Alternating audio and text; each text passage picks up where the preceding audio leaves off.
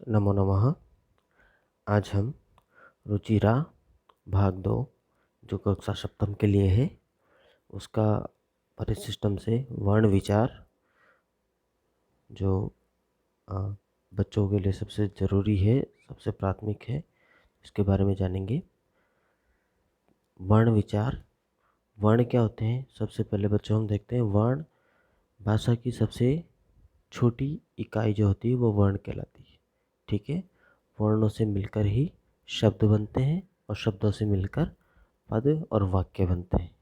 ठीक है, तो हम वर्णः संस्कृते इदानीं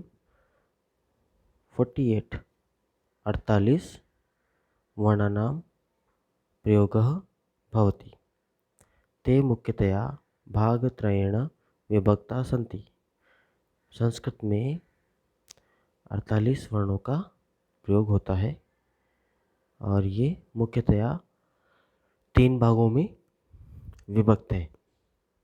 एक स्वरा, व्यंजनानि, अयोग वहा शेति और अयोगवाह। स्वर, व्यंजन और अयोगवाह यथा वो कौन कौन से हैं?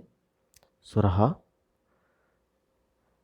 स्वर है 13 जिनमें 13 स्वर, जिनमें ऋश्व स्वरहा 5 है। अ ई उ री और री आप देख रहे हैं यहाँ पे।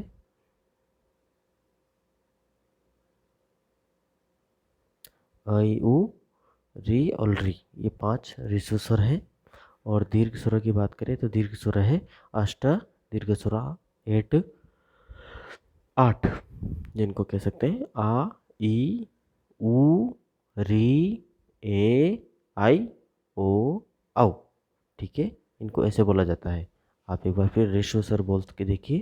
अ ई उ री और री। अब आप बोलिए दीर्घ स्वर आ ई उ री ए आई ओ आओ। ठीक है, अब ये तो हो गए स्वर। अब हम जाते हैं व्यंजनों की तरफ। व्यंजन कौन कौन से होते हैं? ठीक है, तो व्यंजन की बात करें हम तो यहाँ पर व्यंजन हो गए हमारे पास 33 जिनको आप बोलते हैं 33 व्यंजन है। अब इसमें आप देखिए सबसे पहले लिखा हुआ है वर्गीय व्यंजनानि, जो वर्गों में विभाजित किए गए हैं ऐसे व्यंजन। ठीक है, वर्गों में विभाजित किए गए ऐसे व्यंजनों में हम इनको स्पर्श स्पर्श के नाम से भी जानते हैं। स्पर्श होते हैं 25 पंचविंश।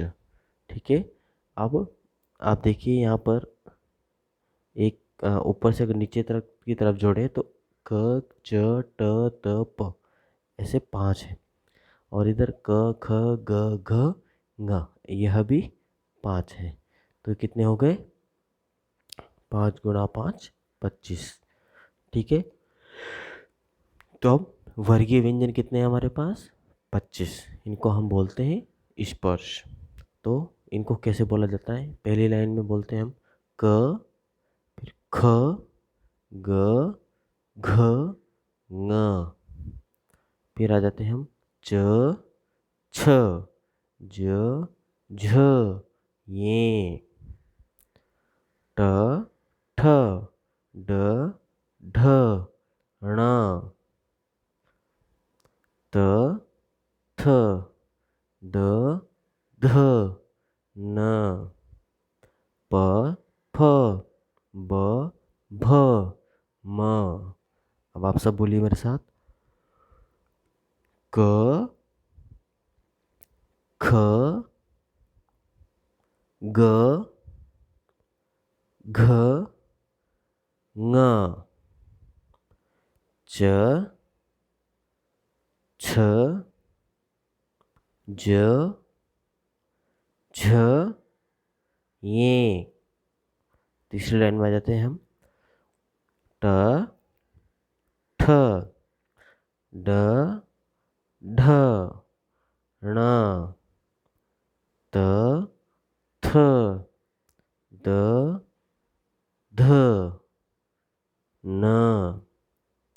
अब अंतिम लाइन प फ ब भ म। ये 25 वर्गीय व्यंजन हो गए। अब हम अवर्गीय व्यंजन, जिनको वर्गों में विभाजित नहीं किया गया है, यहाँ पर वर्ग से संबंध है एक पूरा, जैसे ग्रुप, वर्ग का मतलब हो गया एक ग्रुप। अगर आपको इंग्लिश में समझाऊं तो वर्ग का मतलब एक समूह, ग्रुप। तो समूह से अलग जो अवर्गीय है, जिनका समूह नहीं बना हुआ है, ऐसे व्यंजन है 8। जिन 8 में 4 तो है अंतस्थ और 4 है उष्माण। ठीक है, तो अंतस्थ क्या होते हैं? ऐसे व्यंजन जो अल्प स्वर के लिए कहलाते हैं, अर्ध स्वर कहलाते हैं। ठीक है, तो ये है य, पहला है य, र, ल और व। आप बोलिए सब। य, र, ल, व। ठीक है, अगला है उष्माणा। उष्माणा भी है 4, तो इन चारों को भी बोलते हैं। पहला है तालव्य श, दूसरा मूर्धन्य श और तीसरा भी स ही है, ये दंतय श कहलाता है।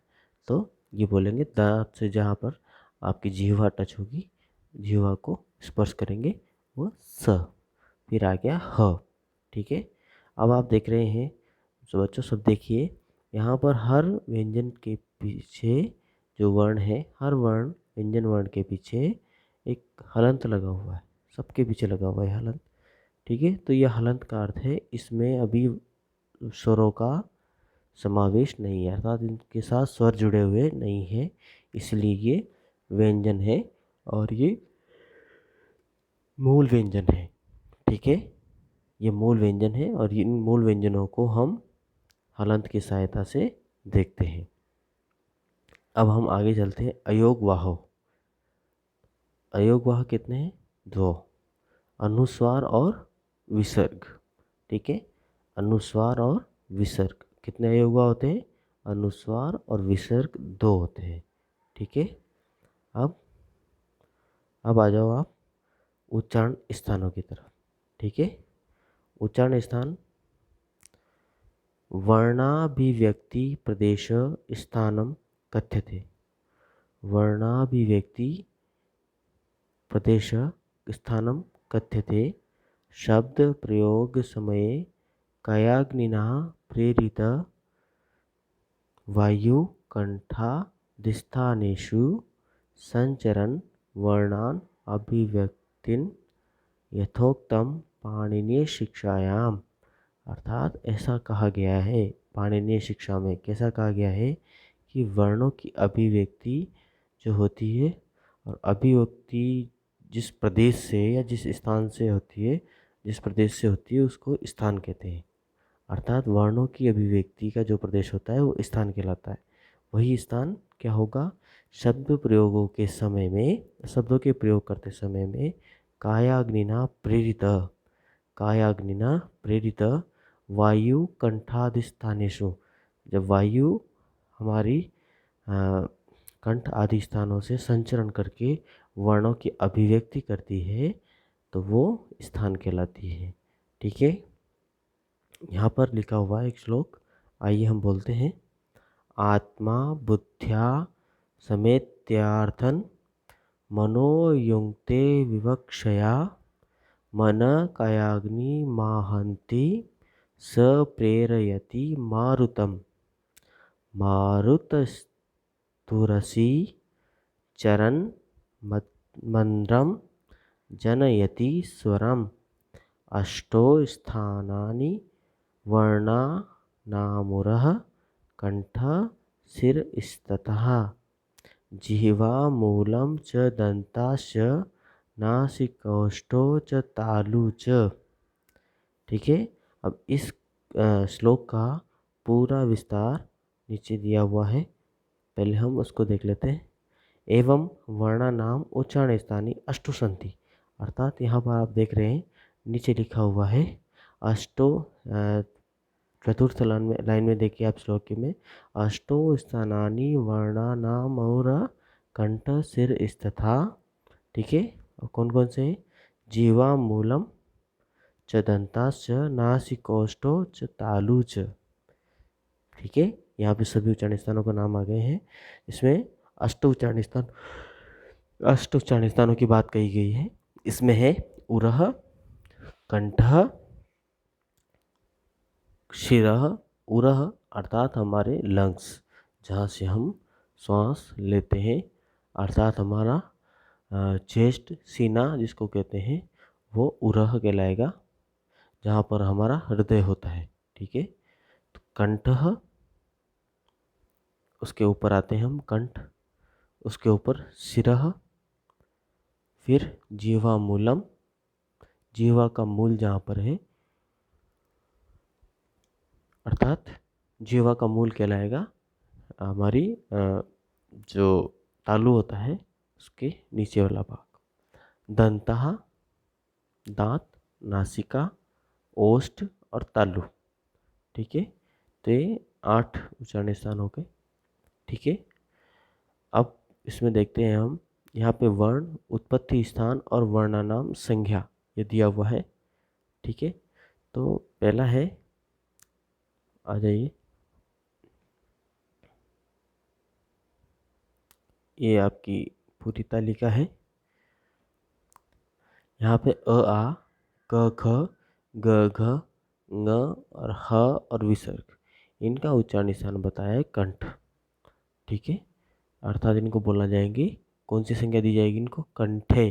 कंठ को बोल दिया कंठे, तालु को बोल दिया तालव्य, मूर्धा को बोल दिया मूर्धन्य, दंता को बोल दिया दंते, ओष्टो ओष्टे, नासिका धन कंठादिनी, अर्थात नासिक्य व्यंजन, कंठ और नासिका से जो बोले गए वो नासिक्य, कंठ और तालु इसकी सहायता से जो बोले गए वह कंठ तालव्य, कंठ और ओठ, होस्ट जो आपके होते हैं लिप्स, उनकी सहायता से जो बोले जाते हैं, दोनों को मिलाकर वो कंठोष्ठ है, कंठ ओष्ठ कंठोष्ठ है, दंत ओष्ठ दंतोष्ठ है, नासिका इनको बोल देंगे नासिक्य। ठीक है, अब इसमें कौन कौन से आते हैं? कंठ, आप इसमें देखिए, अ बोल के देखिए, आप सब बोलो अ, कहाँ पे हो रहा है आपके कंपन? गले में, अर्थात कंठ में। तो अ आ, ये जहाँ पर ये कंपन हो रहा है उसका स्थान भी वही है, अर्थात कंठ है। आप अब बोलिए क, कहाँ से आ रहा है कंपन? कहाँ हो रहा है? कंठ में। बहुत बढ़िया। अब आगे ख, ग, घ, ङ, ह, और विसर्ग में क्या होता है? हम विसर्ग में भी ह का प्रयोग करते हैं, ह, जैसे राम, तो विसर्ग। तो ये इन सब में कौन सा उच्चारण स्थान हुआ? कंठ। और आपने थोड़ी देर पहले देखा था, हमने इनको समूह में लिया था, समूह में बोला गया था, इनको समूहवाचक बोला गया था। तो ये जब समूह में रहते हैं तो इनका उच्चारण, क्यों समूह है इनका? क्योंकि इनका उच्चारण स्थान एक ही है। हमने इस समूह में च को क्यों नहीं लिया?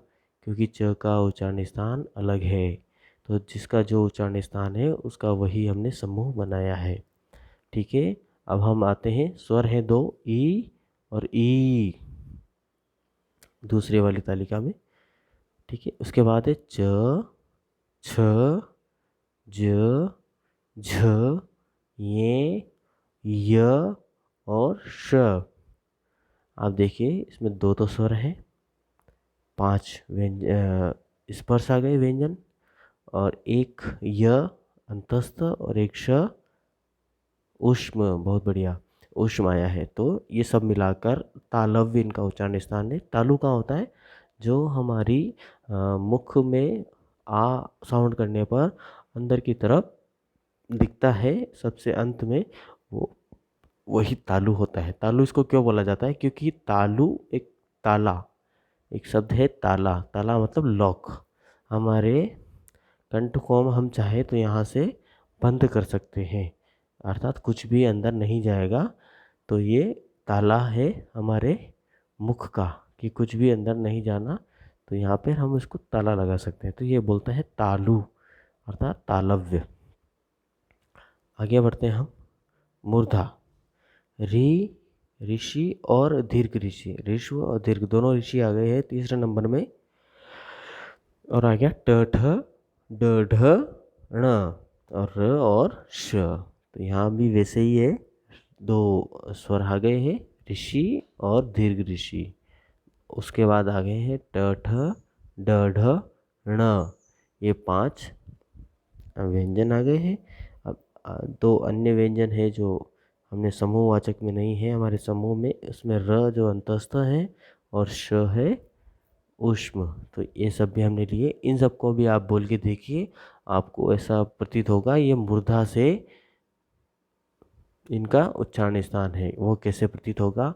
आपकी जीवा का मध्य भाग आपके मूर्धा को स्पर्श करेगा। मूर्धा होता है जीवा जब मुंह में साधारण रूप से पड़ी होती है, तब जीवा का मध्य भाग के ऊपर वाला भाग, जो हमारे मुख का ऊपरी भाग होता है, मध्य भाग, जीवा के मध्य भाग से हमारे मुख का ऊपरी भाग जो होता है, जो खुरदरा सा होता है, वही मूर्धा होता है। ठीक है, तो हमारी जीवा वहाँ पर स्पर्श करेगी और ये उच्चारण स्थान, ये वर्णों का उच्चारण करेगी। ठीक है, हमारा उरह और कंठ से बस प्राणवायु निकलती है। वो प्राणवायु शब्द उच्च अलग अलग प्रकार की ध्वनि प्रकट करती है हमारे मुख में आकर, हमारी जीवा और इन उच्चारण स्थानों की सहायता से।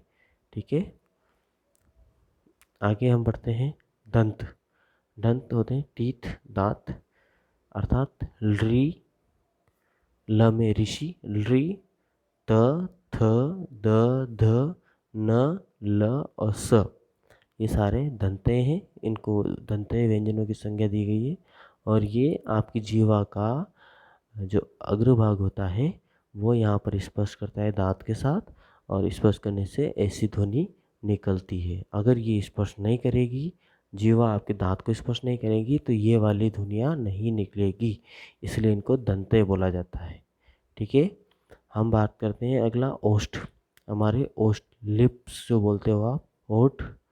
तो ऊ आप देख रहे हैं गोलाई आकार में, आपने जैसे ऊ बोला, आपके होठों का आकार गोल हो गया है। अब बिना होठों का आकार गोल करे ऊ बोल सकते हैं? नहीं बोल सकते। तो ऊ और ऊ। प बोलिए, आपके दोनों होठ एक दूसरे को स्पर्श करेंगे, तो दोनों होठ अगर स्पर्श नहीं करेंगे तो प नहीं बोल सकते हो। अब बिना स्पर्श करे आप प बोल के दिखाइए, नहीं बोला गया। वैसे ही प, फ, ब, भ, म, इनमें समान उच्चारण स्थान है, इसलिए इनको एक ही समूह में रखा है और इनका उच्चारण स्थान ओष्ठ है। ठीक है, ङ, अगला है ङ, य, ण, न, म। जैसे आप इन सबको बोलेंगे, आपकी कंठ से ध्वनि निकलेगी, लेकिन ये नासिका में भी कंपन करेगी, तो इसको नासिक्य कंठादिनी बोलते हैं। ठीक है, ङ, ये, ण, न, म। ठीक है, अब आप देख रहे हैं यहाँ पर कंठ से तो ध्वनि निकल रही है, नासिका में भी कंपन हो रहा है, कंठ में भी कंपन हो रहा है। साथ में जो पहला है ङ, इसमें कंठ में कंपन होगा। अगला है ये, इसको आप देखिए तालु में भी ये इसका प्रयोग हुआ है, तो ये तालु में कंपन करेगा, नाक आपकी नासिका में कंपन करेगा और कंठ से ध्वनि निकलेगी।